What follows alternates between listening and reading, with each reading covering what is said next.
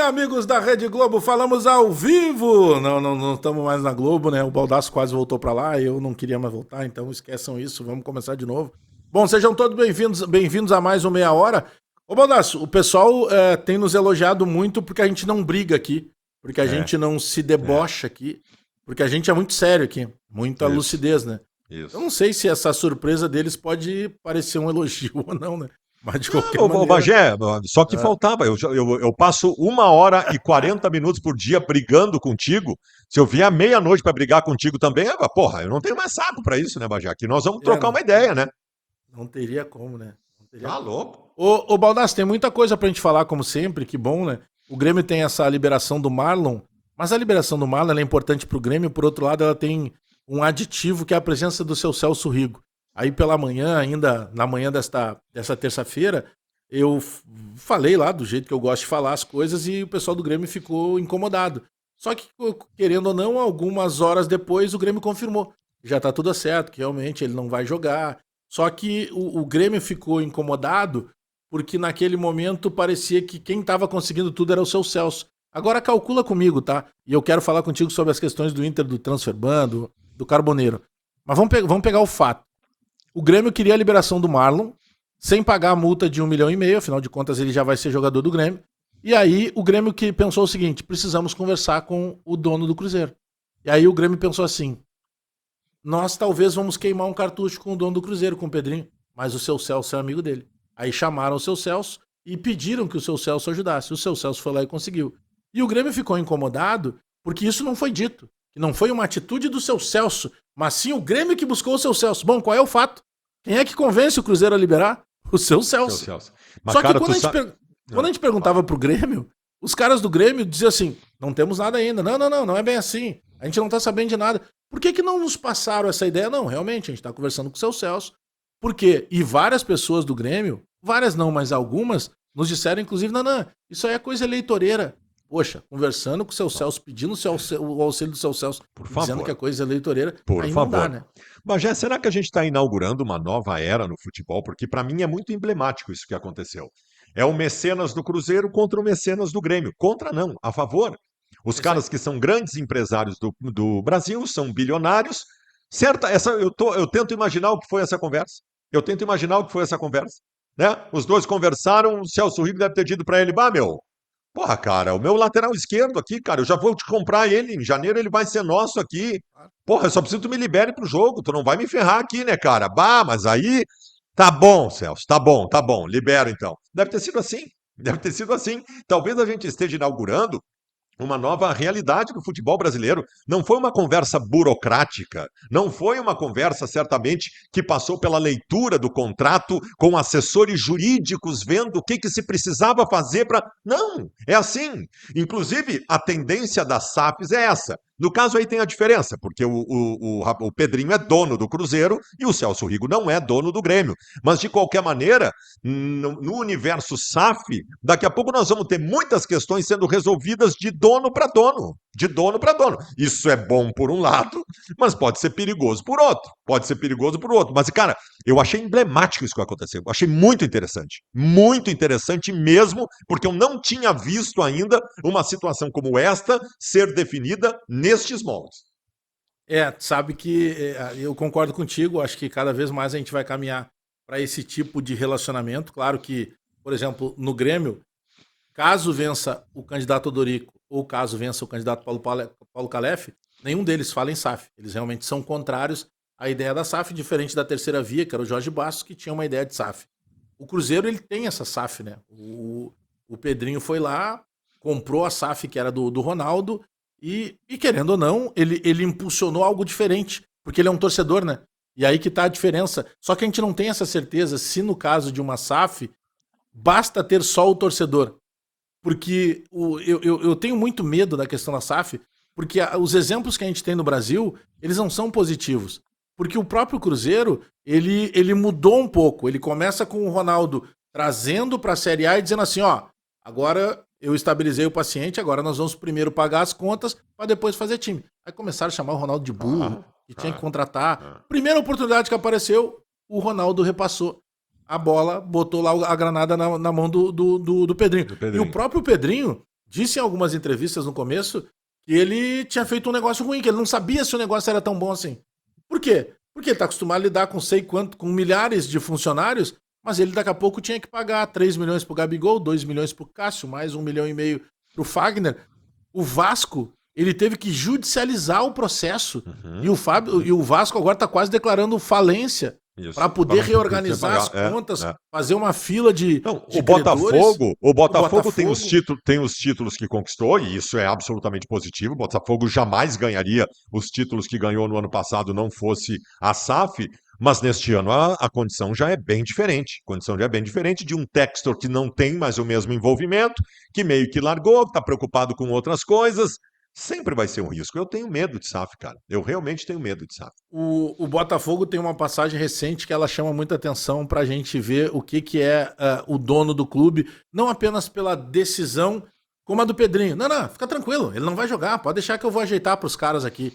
Isso é uma coisa. Mas, por exemplo, o presidente que não é o presidente do Botafogo, né, mas o dono da SAF do Botafogo, que é o Textor, ele vendeu um jogadoraço, que é o Luiz Henrique, que estava no Botafogo, e aí ele vendeu para Rússia, mas o dinheiro entrou na França. Então, e aí o Botafogo vai dizer o quê? O presidente do Botafogo, que ninguém sabe quem é, né? Só ele deve saber que ele é presidente do Botafogo. Ele comemorou um brasileiro e uma Libertadores. Então é aquilo, cara, tu precisava de dinheiro para pagar, eu paguei. Tu precisava de dar título, eu te dei. Agora tu vai te meter no que eu tô fazendo? Exato, segura. Então é complicado. E a gente não sabe também qual é a capacidade que se tem de daqui a pouco uma lavagem de dinheiro, algo que seja. Porque assim, é tudo muito novo da SAF e os caras começaram a fazer SAF à torta e à direita. E se tu pegar os dois exemplos hoje de clubes no Brasil, eles não são SAF. Flamengo e Palmeiras não são SAF. Eles têm as suas próprias organizações. Claro que não. E eu ainda acredito em gestão, tá? Ainda acredito em gestão, em boa gestão, para recuperar um clube. Segunda-feira, o Inter vai votar no Conselho uma reforma estatutária e um dos pontos que o Conselho Consultivo vai colocar à mesa para mudança é aí sim formalizar, através do estatuto, a discussão sobre SAF como uma possibilidade. O Internacional está botando no papel agora isso, provavelmente. Eu acho que discutir sim, tá? Eu lembro que quando o Grêmio estava lá ainda em 21, lá naquele ano complicado, certa vez o SEO do Grêmio, que era o Carlos Amodeu, ele colocou no LinkedIn dele, sabe? Eu não tenho LinkedIn, tá? Nem sei como é que funciona. Mas me disseram que no LinkedIn dele tava algo sobre precisamos discutir SAF. Os caras pegaram aquilo e printaram, o Grêmio sendo rebaixado, cheio de dívida, os jogadores reclamando de tudo e o CEO querendo discutir SAF. Não, ele na verdade estava dizendo, precisamos debater. Ele não estava querendo implementar, até acho que queria. O discurso do presidente Alberto Guerra também, desde o ano passado no banquete de aniversário do Grêmio, era um discurso pró-SAF. Mas eu tenho visto, assim, conversando com pessoas próximas ali do núcleo do Internacional de comando, como se vissem isso como a única tábua de salvação. E eu acho que é muito perigoso, cara. Porque quando tu chega para um negócio, Baldasso, e nós passamos, guardadas as proporções, em alguns momentos da nossa vida por isso. Quanta barca furada a gente encarou, porque os caras chegavam e diziam assim, olha meu, vai ter um cachê de tanto. E aquele cachê de tanto representava algo muito importante na nossa receita. E a gente fazia sem querer fazer. Então, quando tu tá no desespero, aí depois muda, tu começa a dizer, pessoal, olha só, eu vou com o maior prazer, mas a gente tem que rediscutir isso aqui, porque eu preciso disso, sabe? Tu começa a rediscutir. Então, quando tu sai apavorado, quando tu senta na frente do teu gerente, para que tu vá discutir investimentos com ele, tu tem tranquilidade, tu vai ler o contrato. Quando tu vai lá pedir dinheiro para ele diz assim, tá bom, tá na conta, tu já sai assinando, tu não quer nem saber que dia que vai entrar a parcela. Mas o Cruzeiro foi vendido para o Ronaldo Fenômeno por 400 milhões de reais. Isso é uma bagatela. Isso é uma bagatela. Claro. O Cruzeiro estava. Bom, eu acho que nunca ninguém teve tão desesperado no futebol brasileiro do que o Cruzeiro naquele momento. O Cruzeiro estava na Série B, passou mais de um ano na Série B, sofrendo transfer ban a cada minuto perdendo ponto na competição. O Cruzeiro não tinha saída. Mas é isso, o desespero é um péssimo conselheiro. O desespero é um péssimo conselheiro sempre. Na questão financeira, então, mais ainda. Mas, ô Baldasso, por falar em questão financeira e transfer ban, tá se falando muito nas últimas horas sobre a ameaça, né, de transfer ban de o Inter sofrer, porque o time lá que é detentor independente do Carboneiro, e convenhamos, né, falou que bagatela de 400 milhões de reais. Sim, para futebol é muito barato isso. Então, quando tu vai falar que o que o Inter teria que pagar pro Carboneiro, que é o devido a mais tempo, é R$1 milhão, também isso é troco de pinga para o mercado do futebol. Eu acho que o Inter eu acho que o Inter entrou numa situação, Baldassi, que ela é perigosa, porque ela arrebenta com a credibilidade da marca do clube. Que é o seguinte, cara, vamos fazer o seguinte, todo mundo já sabe o que eu tô devendo. Agora é o seguinte, ó, se não bater lá na FIFA, eu vou resolvendo os pepinos maiores aqui, tá? Eu vou apagando os incêndios e aí se bater lá na FIFA eu dou um jeito de resolver. Tu sabe, Bagé, que eu, durante um bom tempo na gestão Barcelos, especialmente de 2 anos para cá, onde essa questão financeira ficou muito, muito clara e muito evidente, acho que o caso Thiago Maia é o mais emblemático. O Inter conseguiu comprar o Thiago Maia por 5 milhões de euros, e porque às vezes, Bagé, acontece assim, tu paga o negócio em prestação, chega na terceira, quarta prestação, tu não consegue pagar aquela. E tu negocia com o cara aquela, meu, aqui, ó, estamos na quarta prestação, aqui, essa eu me apertei aqui, me dá uma forcinha aí, me adia uns tempos aí e tal. O Internacional comprou o Thiago Maia e não pagou a primeira parcela. Essa do Carboneiro, então, é pior ainda, porque é um empréstimo de $300 mil. Empréstimo de $300 mil que o Inter teve que dar um sinal para o Racing de $60 mil, porque sem o sinal não traria o jogador. Deu o sinal e ficou devendo $240 mil. E não pagou. Isso é R$1 milhão, Bagé. Isso é R$1 milhão. O Inter tem um faturamento anual de R$600 milhões e está queimando o seu filme por causa de R$1 milhão. Eu vou te dizer uma coisa, Bagé. Durante um bom tempo, e eu estava dizendo isso, da gestão Barcelos, eu imaginei que fosse uma gestão desorganizada, que fazia uma compra e depois não conseguia pagar. Eu cheguei a uma conclusão, que não é isso. Eu acho que o Internacional tem feito aquisições sabendo que não vai pagar. Sabendo que não vai pagar. Que quando o cara do Inter está sentado lá discutindo o parcelamento, ele deve estar pensando assim, dane-se, qualquer parcelamento aí pode fazer, eu não vou pagar mesmo. A impressão que me passa é essa. Porque, Bagé, isso no mercado, Bagé, nós sabemos disso, vale pra vida, Bagé. Tu ganha fama de caloteiro no mercado, tu não consegue mais nada. Porque tu não ter dinheiro é uma coisa, Bagé. Tu não ter dinheiro é uma coisa. Nós já não tivemos dinheiro muitas vezes na nossa vida, mas a gente tinha um cartão de crédito com limite legal, a gente tinha um bom nome lá no banco para pedir um papagaio lá pro gerente. O Internacional perdeu o crédito. O Inter não tem dinheiro e não tem crédito. Quem é que vai... A possibilidade do Inter fazer grupo pro ano que vem, Bagé, é uma só. Pegar jogador livre no mercado. Ninguém vai vender nenhum jogador pro Inter. O Inter vai ter que vasculhar sobras, né? Porque isso é a xepa, né? Jogador livre no mercado é a xepa. É o final da feira com os tomates meio murcho. Tu vai ter que pegar só os livres do mercado, que tu não tem que comprar de ninguém, para trazer. Então isso me apavora, Mas tu quer ver uma coisa? A gente, claro, eu quero falar mais sobre a questão do Carboneiro, porque agora tem essa informação que foi vazada, de que nos treinos ele corre menos que os outros e tal. Mas eu quero ainda pegar essa parte Tu toca num ponto que a gente ainda não tá debatendo, tá? Que é montagem, e tá muito próximo, pro próximo ano. A gente já tá no começo de novembro. Daqui 30 e poucos dias, termina o Campeonato Brasileiro, dia 7 de dezembro. Hoje a gente já tá no dia 5. Cara, 32 dias, digamos assim, cerca de 32 dias. O Campeonato Gaúcho vai começar muito cedo, ele começa dia 11, mas tudo bem. Eu acho que até a tendência é de que tanto o Grêmio quanto o Inter comecem com times de sub-20, botar os guri pra jogar, porque o Campeonato Brasileiro começa dia 28 de janeiro, então é tudo muito rápido. Mas aí que tá, o Grêmio, por exemplo, ele tem um corte que é um novo presidente. Então, talvez o Mano fique porque seja mais viável, mas não porque talvez o candidato que vença queira. O Grêmio tem alguns jogadores com um contrato mais longo, então tu precisa fazer algumas reformulações, mas tu tem como começar a temporada. Agora, o Internacional, ele vai passar por um processo bem complicado. Por quê? Porque o Inter, o all-in, aquela coisa que o Inter poderia ter feito, ele fez, já foi. E, por exemplo, tu pega o caso do Valência, tá? Que é um desses caras que veio com um valor pesado. Ele já foi embora. O Alan Patrick está sendo contestado aos borbotões. O Borré, até agora, para o que o Borré representa, ele não desembarcou. Então tu fica assim, cara, o que o cara vai fazer? Tu não tem como tirar esses caras, tu não tem como buscar os outros caras. Vai pra xepa, como tu falou. A categoria de base, como tu mesmo costuma falar, ela não te oferece algo muito animador, né? Porque o Ricardo Matias a gente já tá vendo o que ele pode fazer, o Luiz Otávio a gente já viu o que ele pode fazer, tem um outro menino que tem entrado na zaga que a gente já viu o que pode fazer, mas tu não tem um craque que possa resolver nem pra venda. Então, assim, ó, É complicado, porque é um último ano da gestão Barcelos e eu fico imaginando na cabeça dele. Ele começa querendo romper com tudo, acabar com o carvalhismo, tira esses caras daqui. Esses caras que, querendo ou não, fizeram parte de uma era vencedora do clube. Porra. Tira esses caras daqui, eu vou mostrar o meu jeito, não sei o que, não sei o que. Até então, tem uma conquista de um campeonato gaúcho, que é importante, sem dúvida nenhuma. Ele evitou um octacampeonato do Grêmio, mas é uma conquista. Depois de 2 anos que ele não chegava, 2 ou 3 anos não chegava nem na final.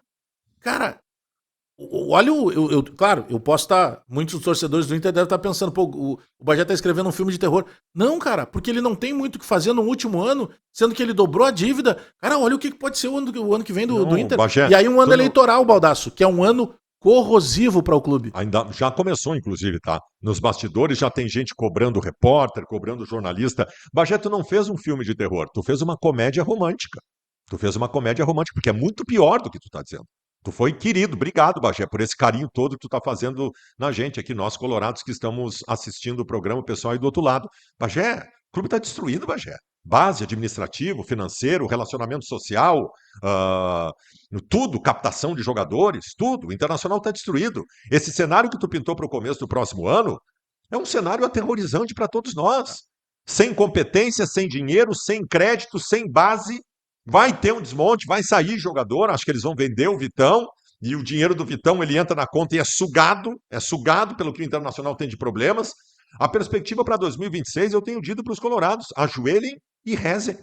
Ajoelhem e rezem. Porque se o Inter não cair esse ano, no ano que vem tem mais possibilidade de cair ainda. Porque tu quer ver uma coisa, a gente estava falando aqui da questão, eu falei, por exemplo, do Valência, eu nem citei o Wesley.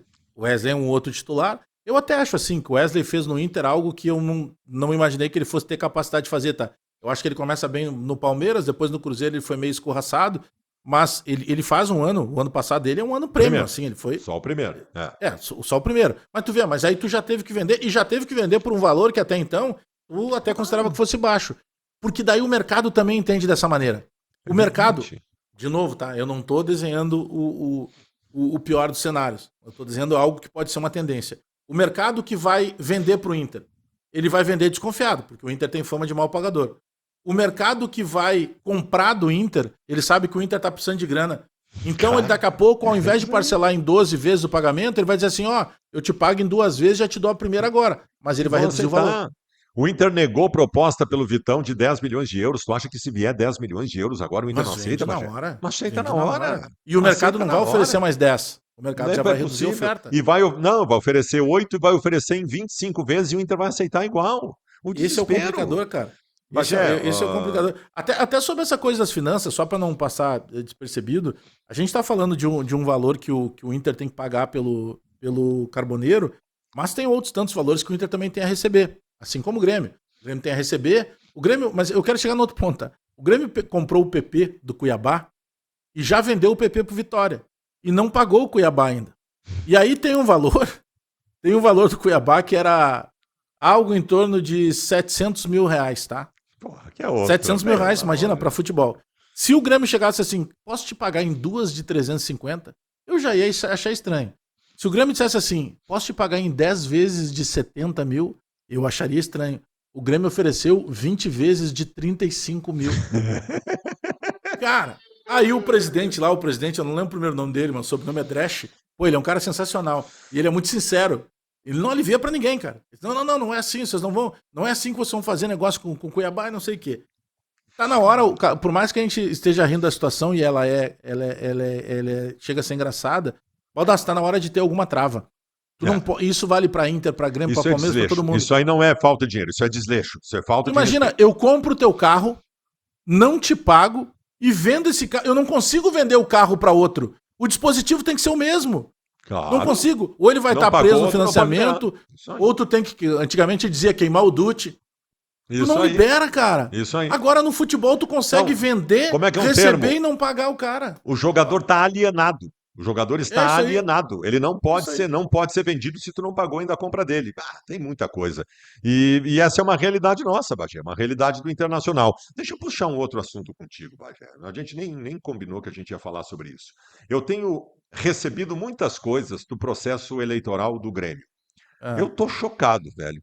Eu tô chocado. Eu sei que nada é pior que o Inter. Aliás, no Inter já começou, tá? Já começou. Nos Já, claro que bastidores sim. é corneta identificado. Um cara diz uma coisa ali, tu é da turma que tá fazendo campanha, tal. Começou. E tu citar que o ano que vem tem este adereço ainda à crise que o Inter deve viver, foi maravilhoso. Ele é sempre complicado. Todos os anos que a gente viu de dupla Grenal, a gente sempre condiciona. Olha, é ano eleitoral, ele sempre complica. Antes até de tu continuar, eu já vou te dar um antídoto, que tu já sabe qual é. Só tem uma forma de terminar com tudo isso antes que comece.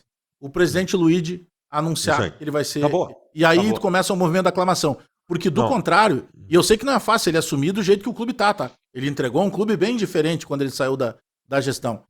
Só que, do contrário a isso, é tipo o Marcelo Marques, no Grêmio, guardado as proporções. Se o Marcelo tivesse assumido, tinha acabado tudo. Acaba a eleição. Se o Giovani, aliás, deveria fazer isso, em proteção ao Internacional, deveria virar o ano com a oposição do Inter lançando. Claro, o Giovani Luiz tem que aceitar e ele já se mostrou irredutível em algumas oportunidades. Eu espero que tenha mudado. Anuncia no começo do ano. Giovani Luiz é o homem da oposição no final do ano. Acabou a eleição. Acabou a eleição, não se fala mais nisso. Não se fala mais nisso. O processo eleitoral fica de lado. O Grêmio, quando o Marcelo Marques foi candidato à presidência, murchou tudo, de todos os Acabou. lados. Murchou. Porque assim, tem uma coisa que seria interessante. O Marcelo Marques seria presidente do Grêmio sem precisar fazer o que quase todo presidente faz e que é uma doença, que é conchavos políticos. Aí tu vai pegar um cara de quem te ajudou aqui para botar numa pasta do clube, o outro tem que ser vice-presidente ali, e o Marcelo Marques não precisaria disso.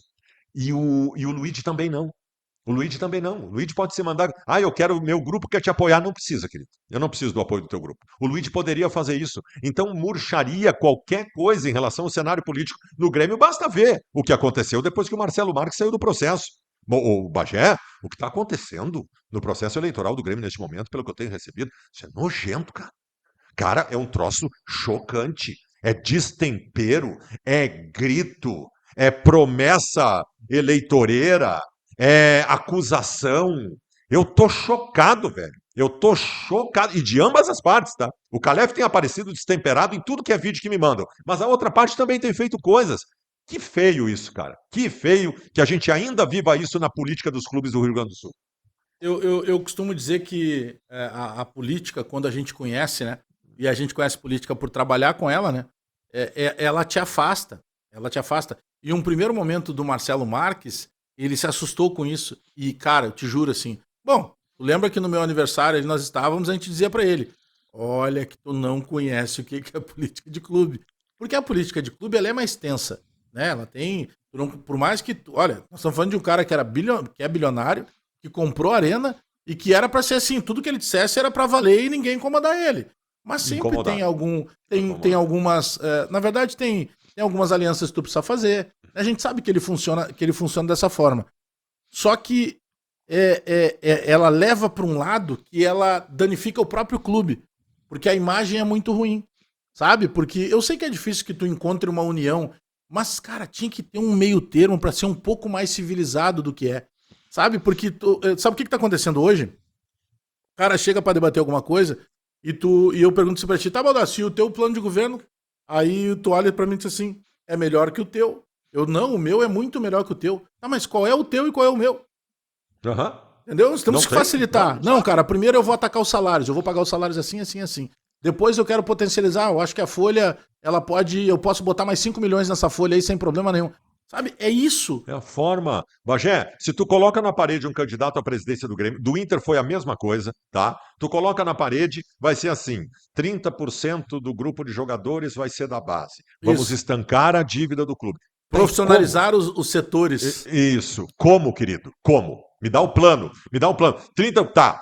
O que tu vai fazer na base? Qual é o teu projeto da base para que a base floresça e dê frutos que façam com que tu tenha 30% do grupo de jogadores da base?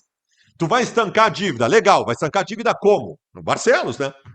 Vou estancar a dívida. Dobrou, foi de 470 mil para 1 bilhão e 100. Então, qual é a forma? Vou atrair investidores. Essa é outra do Barcelos. Tu falou um negócio aqui sobre as pessoas sentarem e conversarem, e tu já citou no programa aqui. A atual gestão do Internacional em 2021, no começo da destruição, ela levantou a bandeira do fim do carvalismo. Isso.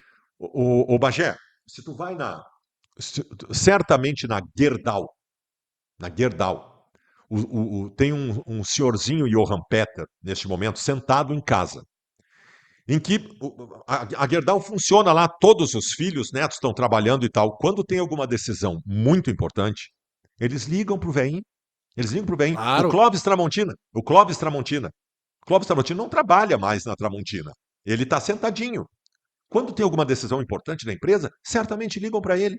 Como é que tu levanta uma bandeira para assumir um clube, para terminar com o carvalismo? Para terminar com o maior presidente da história do Inter, que tirou o Inter de um buraco e levou a campeão do mundo. O Fernando Carvalho, que completou 73 anos nessa semana, deveria estar sentado num trono Ô, com todo louco. dirigente do Inter para o resto da vida, quando tem uma grande decisão, pedir o conselho dele. Aí os caras, O, essa gestão conseguiu transformar o Fernando Carvalho em inimigo. Cara, como o, é que tu o, vai transformar o Carvalho em inimigo, Bagé? o Baldassi é o que eles chamam de conselho consultivo. O cara que foi presidente, ele passou por uma experiência. E ela, se ela foi a pior possível, vamos tentar entender. O cara foi a pior possível só porque ele foi incompetente? Ou, por exemplo, vamos lá, Vitório Piffer, ele não pode participar de conselho consultivo nenhum. Não, Isso quem está não. dizendo não somos nós. Isso quem disse Claro, foi o Ministério Público, a Justiça. Ele claro, não pode claro. participar. Agora, qualquer outro presidente, ele tem que participar. Porque assim, peraí, cara, como é? Eu vou lá ouvir o Fernando Miranda, tá? Que foi um cara muito criticado, porque pagava títulos, né? Segundo ele mesmo, ao invés de conquistar, ele precisava pagar. Mas peraí, pô, esse cara tem algumas coisas importantes. Como é que ele fez isso aqui? Ah, Eu vou te dar como- um exemplo. ah, Eu sempre eu fui criado na Restinga, né? E lá dentro do Estado Maior da Restinga, que é a escola de samba, que é do meu coração, que eu ajudei vários projetos sociais, desfilo todo ano com a escola, sempre tô aproximando pessoas de lá e tudo mais para ajudar também nesses projetos. Uma vez assumi um presidente lá e um dia a gente estava conversando eu estava conversando com ele dizendo assim: "Olha só, eu tenho uma ideia que tu não vai gostar. Eu acho que tu deve procurar todos os ex-presidentes do Estado Maior da Restinga que estão vivos, sejam teus amigos ou não, e trazer eles para dentro da escola." Não, fulano eu não vou buscar. Vai buscar. Sabe por que Busca. tu vai buscar? Porque junto com ele tu vai trazer pessoas que gostam dele e gostam da escola. Não interessa se elas não gostam de ti. Tu precisa que elas estejam aqui. Porque se eles estiverem fora, tu tá potencializando, inclusive, uma oposição. Traz ele pra cá, mostra pra ele que a tua grandeza é muito, que o símbolo é um cisne, né? É muito mais pelo Claro. cisne do que qualquer outra coisa. E aí nós criamos lá um conselho de ex-presidentes. Cara, os caras se emocionavam no desfile, os caras saíam falando bem de todo mundo, os caras ajudavam a levar a gente pro ensaio. Não custa, isso é relacionamento. A estratégia. Eu vejo muito filme de máfia, né? Eu tenho tatuagem e tal. Eu me baseio muito nessas estratégias. E os caras sempre dizem: cara, se porventura tu sabe que o cara é teu inimigo, ou que o cara tá querendo te ferrar, a melhor forma que tu tem é de tratar esse cara bem e deixar ele sempre perto de ti. Tu sempre vai entender quais são os próximos passos dele. Porque isso é relacionamento, cara. Tu não precisa ser Bagé. amigo do cara. Só que tu achar que o clube é teu. Ah, não, acabar com o carvalismo. Ah, vou terminar com o Fábio Koff no Grêmio. Não, cara. O clube é da torcida. Como é que tu vai brigar com Bagé. os dois caras que transformaram esses dois clubes? Bagé, quando o Romildo Bolzan assumiu o Grêmio, naquela eleição, o Grêmio tinha 15 movimentos políticos. Quando o Romildo Bolzan pacificou o clube, o Grêmio começou a ganhar títulos importantes. O Fernando Carvalho, da mesma forma, eram 15 a 20 movimentos políticos do Inter quando ele assumiu em 2002. Ele pacificou o clube e o Inter ganhou títulos. Não há, na história da dupla Grenal, títulos importantes que não viessem também de uma pacificação política do clube. Todos correndo para o Claro. mesmo lado. O que acontece hoje no Internacional é um negócio muito triste, muito triste. E eu acho que o Giovanni Luigi seria esse cara para pacificação. A dupla Grenal, ela meio que se copia até nas tragédias. Em 2016, o Inter tinha um braço direito da presidência, que era o doutor Luiz Fernando Costa, lembra? Que Uhum. teve um problema seríssimo de coração, foi tratado e infelizmente depois, alguns dias, acabou nos deixando. Era um cara sensacional, era um pacificador. Aquele É. era o chefe de gabinete, era o cara que organizava tudo e tal. E querendo ou não, por coincidência ou não da tragédia, o Inter cai naquele ano. O Grêmio em 21 tinha um cara chamado Marcos Bobsin, que também era um pacificador, que transformou a aclamação. Teve Covid e faleceu. Esses caras são raros no futebol. Porque não é que eles tivessem medo de ninguém, eles tinham inteligência além dos outros. Tem um momento que tu precisa pacificar, e o pacificar não é Claro. tu mostrar que tu tem medo, é tu trazer tranquilidade para poder pensar melhor. É, sem dúvida nenhuma. Não, falta muito isso. Então, esse processo político do Inter ano que vem, eu tenho muito medo, cara. Tenho realmente muito medo. Aí, ó. Que pena. Que pena. Nossa. Esse programa tinha que atravessar a madrugada, cara. Não pode ser Também assim. acho. Vamos Nós pensar voltamos nisso. quando? Nós voltamos quando agora? É que Quarta? assim, agora a gente já tá na quarta. Hoje e tem nessa jogo, quarta hoje tem jogo do Inter, amanhã tem É. jogo do Grêmio. Ah, não, o jogo do Grêmio, o jogo Não, do é Inter hoje junto. também? O do É Inter é às 7 e o do Grêmio é às 8. hoje. Então a gente Tá. volta.